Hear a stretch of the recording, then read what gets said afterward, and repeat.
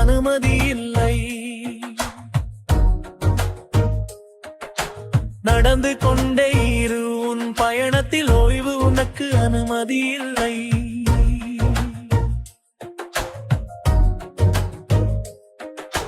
புயல் வீசியாலும்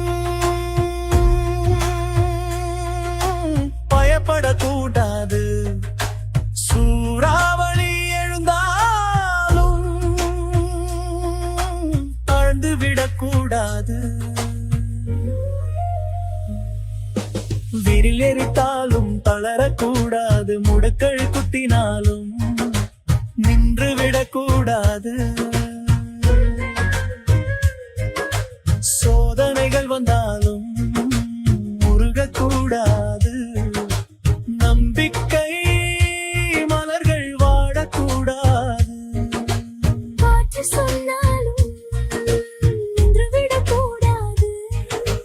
பூமி சொன்னாலும் திசை மாறக்கூடாது. மேகம் சொன்னாலும் சிதறக்கூடாது. சூரியன் அழைத்தாலும் அணையக்கூடாது. நீ ஒரு ஜுவாலன், அணையக்கூடாது. நீ ஒரு காற்று, நின்று விடக்கூடாது. நீ ஒரு அலை, திரும்பக்கூடாது. நீ ஒரு திசை, மாறக்கூடாது. நடந்து கொண்டே இரு, உன் பாதையும் ஓய்வு உனக்கு அனுமதி இல்லை.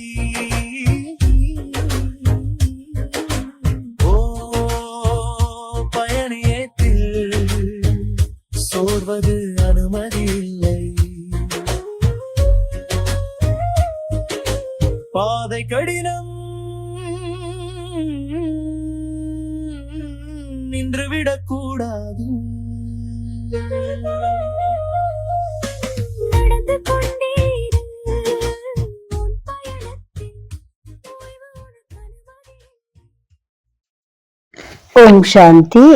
மனா அதாவது தடை என்ற தலைப்புல இன்னைக்கு 20வது நாள் பட்டி. இந்த பட்டியில இன்னைக்கு கிளாஸ்ல என்ன நடந்தது அதை நம்ம எல்லாருமே கேட்கலாம். நம்ம அனைவருமே 5 தத்துவத்தினுடைய எஜமானர்களாக மாறி இருக்கோம்.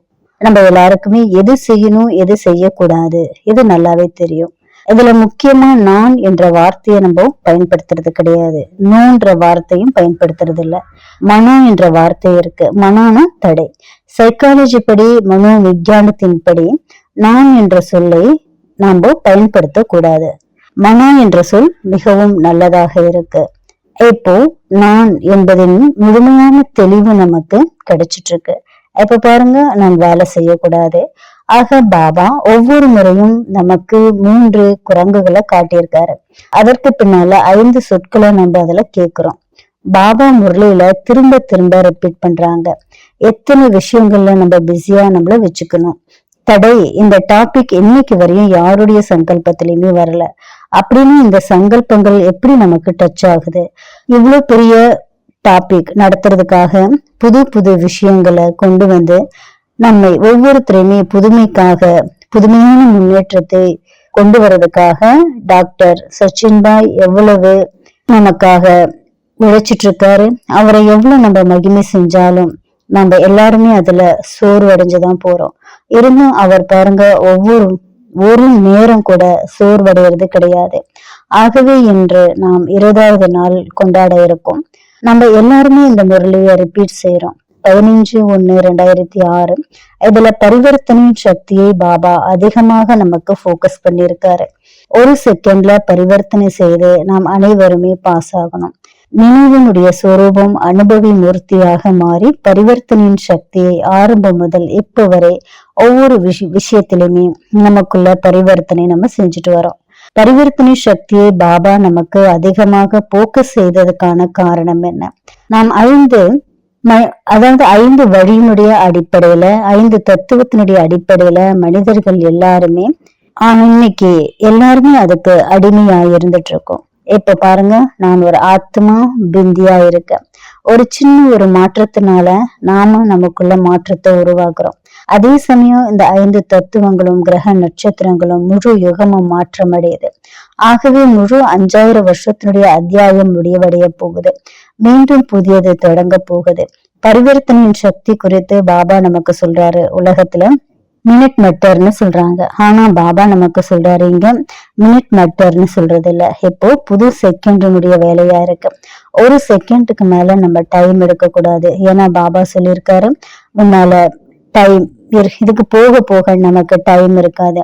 ஒரு செகண்ட்ல தான் நமக்கு பேப்பர் வரும். அதற்காக நம்ம எல்லாருமே இப்போ தன்னைத்தானே தயார் செஞ்சுக்கணும்.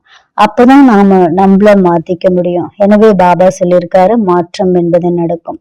பகவான் டீச்சரா இருந்து நமக்கு கற்றுக் கொடுக்கும் பொழுது பாஸ் மார்க் எடுக்க வந்தா அது பெரிய விஷயமே கிடையாது.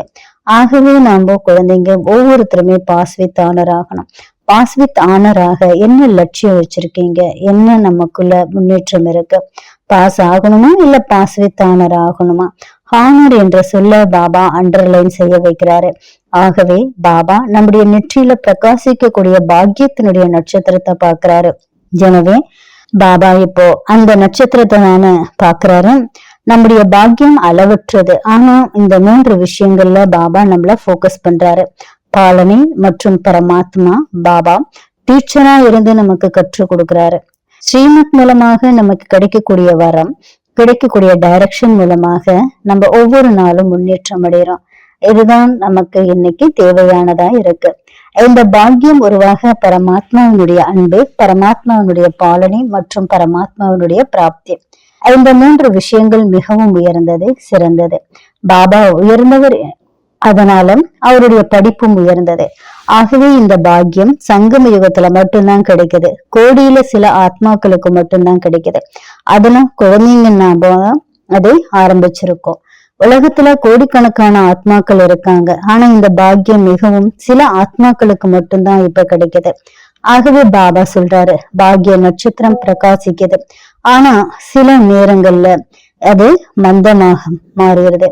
ஆகவே அதற்காக பாபா சொன்னாரு, பாக்கிய நட்சத்திரம் பிரகாசமாக இல்லாததுக்கான காரணம் என்ன? பிரகாசமா இல்லாததுக்கு காரணம் என்ன? தேக அபிமானம். பிரகாசமாகிறதுக்கான காரணம் ஆத்மா என்ன நம்ம நினைப்போம்.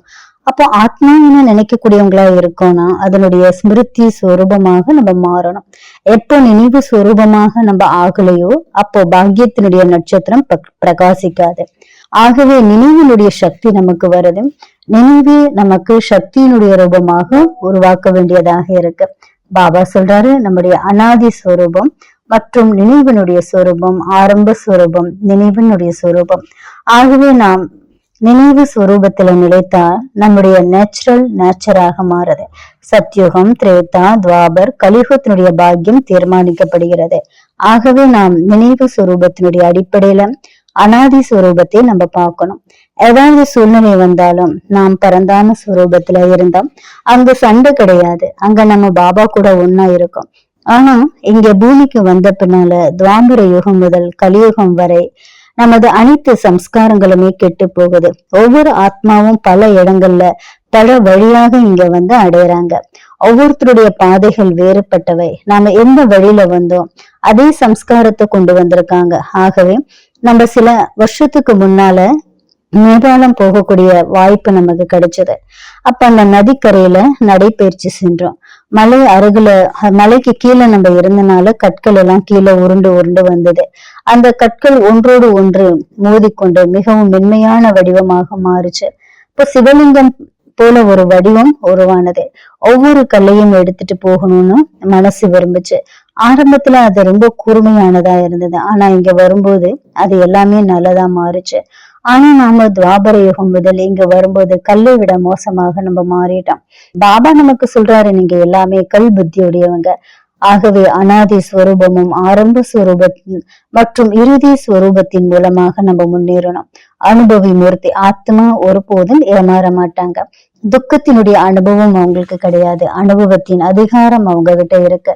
அனுபவத்தின் அடிப்படையில முன்னேறணும். உலகத்துல பேசக்கூடியவங்க பலர் இருக்காங்க. ஆனா அனுபவமே இல்லாம பேசக்கூடியவங்க, நம்ம அனுபவத்தின் ஆதாரத்துல பேசுறோம். இல்லைன்னா யோகா செய்யக்கூடியவங்க பலர் இருக்காங்க. ஆனா அனுபவத்தின் அதிகாரம் இல்லாம அவங்கள ஞானி என கூற முடியாது. ஆகவே அனுபவம் மிகப்பெரிய ஒரு அதிகாரம். பாபா நமக்கு சொல்றாரு, உலகத்துல அனைவருமே கேட்டுட்டு பார்த்துட்டு சோர்ந்து போயிட்டாங்க. இப்போ அவங்களுக்கு அனுபவம் தான் தேவைப்படுது. அனுபவம் கொடுக்கறதுக்காக அனுபவி மூர்த்தி ஆத்மா தேவைப்படுறாங்க. ஆகவே நம்மள நாம கேட்கணும், நான் அனுபவி மூர்த்தி ஆத்மாவா ஆனேனா? இல்லைன்னா நமக்கு வார்த்தைக்கு பலன் இருக்காது. ஆகவே நான் என்ன சொல்றோம். ஆனா இடையில வீணான சங்கல்பங்கள் வந்துடுது. அதனால நம்ம விரும்பிய ரிசல்ட் கிடைக்கிறது இல்ல. பாபா நமக்கு சொல்றாரு, அனுபவி மூர்த்தி மற்றும் ஸ்மிருதி ஸ்வரூப ஆத்மாவின் அடையாளம் என்ன?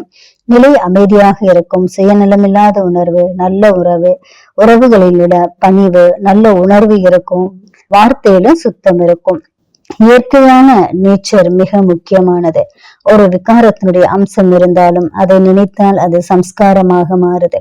ஆகவே நம்முடைய நேச்சர் பாபாவுடைய ஞானமாக இருக்கணும். எல்லாமே நம்ம தோல்வி அடைஞ்சிருவோம். பாபா சொல்றாரு, நம்ம எல்லாமே தெரிஞ்ச நேரத்துல தகுந்த நேரத்துல நம்ம மாறல, நம்மளால மாற முடியலன்னா அதற்கான காரணம் என்ன? அனுபவியினுடைய சொரூபத்துல நிலைச்சிருக்கல. டைம் ரொம்ப ஃபாஸ்டா போயிட்டு இருக்கு. அறிவியல் மனிதர்கள் கூட, சயின்டிஸ்ட் கூட ரொம்ப வேகமா முன்னால போயிட்டு இருக்காங்க. நாமும் அது போல முன்னேறி போயிட்டே இருக்கணும். ஒரு செகண்ட்ல ஃபுல் ஸ்டாப் வைக்கணும். தேவையில்லாததை டாட் வச்சு நிறுத்தணும். நல்ல சம்ஸ்காரங்களை நமக்குள்ள கொண்டு வரணும். பழைய சம்ஸ்காரங்களை நம்மளை விட்டு நீக்கணும். பரிவர்த்தனை சக்தி மிகப்பெரிய சக்தி. பிறருக்கு சொல்வது ரொம்ப சுலபம், ஆனா நம்ம கிட்ட வரும்போது நம்ம தோல்வி அடைகிறோம். ஆகவே பாபா நமக்கு எச்சரிக்கை கொடுக்கிறாரு. 2 சங்கல்பங்களுக்கு நடுவுல அமைதியை நம்ம உணரணும். அதற்கு ஆழமாக நம்ம போகணும். நாம் அமைதியினுடைய சொரூபம் ஆனாதான். எண்ணங்கள் அதிகமாக இருப்பதால நம்மளால உணர்வு முடியறதில்ல. சாட்சி நிலை நமக்குள்ள இருக்கணும். நல்ல எண்ணங்கள் வந்தா பிடிச்சுக்கிறோம், கெட்ட எண்ணங்கள் வந்தா வெறுக்கிறோம். ஆனா 2மே நம்முடையது தானே. நாமே சக்தியை சரியா பயன்படுத்துறதில்ல. அதனால மாயை கிட்ட நம்ம தோல்வி அடைகிறோம். வெற்றியினுடைய பழக்கம் இருந்தா தோல்வி வலிக்குது. ஆகவே சங்கல்பங்களை பின்தொடராமல் நம்ம எல்லாருமே இருக்கணும். அதற்காக நம்ம பயிற்சி செய்யணும். புதிய தன்மையின் மூலமாக நம்ம முன்னேறோம். மனிதனுடைய நேச்சர் புதுமையை விரும்புது. அதனால நம்ம தொடர்ந்து புது விஷயங்களை உருவாக்குறோம். இது நம்ம தெரிஞ்சிருக்கோம். நம்ம எல்லாருக்குமே நன்றி சொல்லக்கூடியவங்களாக இருக்கணும். நாம் நம்பிக்கையின் நட்சத்திரமாக பிரகாசிக்க கூடியவர்களாக இருக்கணும். நாம ரிசல்ட் கொடுக்கணும். ஒரு செகண்ட்ல ஃபுல் ஸ்டாப் வைக்கிறதுக்காக முயற்சி செய்யணும். பாபா நமக்கு சொல்றாரு, கணக்கு நீங்க சரி பாருங்க. நாம நல்லதை செய்யறோம், மேலும் நல்லதை நாம் செய்ய வேண்டும். ஓம் சாந்தி. புயல் வீசியாலும் பயப்படக்கூடாது. சூறாவளி எழுந்தாலும் உணர்ந்து விடக்கூடாது. வெடநெழுத்தாலும் தளரக்கூடாது. முடுக்கள் குத்தினாலும் நொன்று விடக்கூடாது. சோதனைகள் வந்தாலும் முருகக்கூடாது. நம்பிக்கை மலர்கள் வாடக்கூடாது.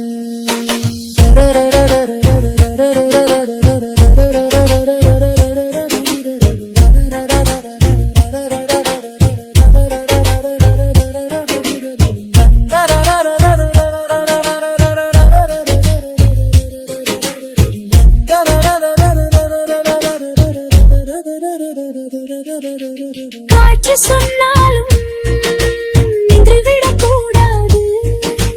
பூமி சொன்னாலும் திசை மாறக்கூடாது. மேகம் சொன்னாலும் சிதறக்கூடாது. சூரியன் அழைத்தாலும் அணையக்கூடாது. நீ ஒரு ஜவ்வாலை அணையக்கூடாது. நீ ஒரு காற்று நின்று விடக்கூடாது. நீ ஒரு அலை திரும்பக்கூடாது. நீ ஒரு திசை மாறக்கூடாது. நடந்து கொண்டே இரு உன் பாதையில், ஓய்வு உனக்கு அனுமதி இல்லை.